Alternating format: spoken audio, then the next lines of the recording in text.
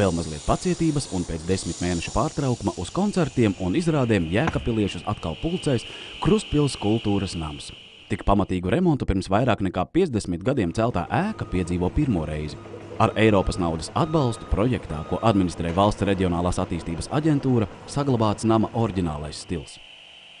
Vēsturiskā ēka ir bijuši ķieģeļu sarkana ar granīta akmentiņu apmetumu.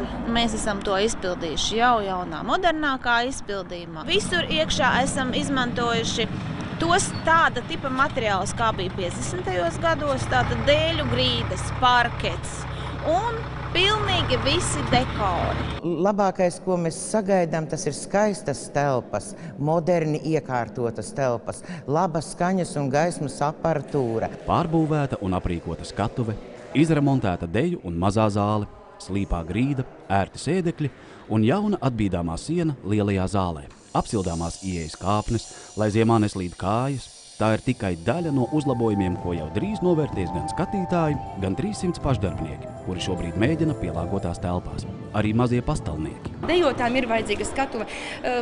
Var viņa nebūt varbūt katru mēģinājumu reizi. Tas, kas arī mums šajā kultūras namā būs, ka ir blakus zālīte, kurā ir stangas. Tas mums viss pietrūka.